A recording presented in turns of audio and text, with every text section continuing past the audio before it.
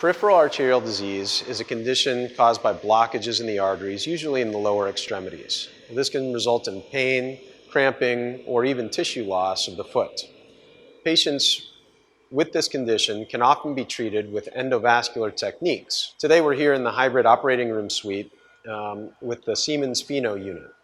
This unit is a fixed imaging system that allows us to perform these procedures with minimal radiation dose and minimal contrast. The patient comes into the room and are positioned on this table with their head to my left. We're then able to manipulate the machine and gain the various different angles we need to perform this procedure. Once we're able to identify the blockages, we many times can treat them with angioplasty or ballooning them or placing a stent across them. Most patients who receive this procedure are able to go home the same day. The Siemens Pheno unit offers excellent imaging that allows us to perform these procedures in a very precise manner and decrease the radiation and IV contrast dose to the patient, making it a much safer operation.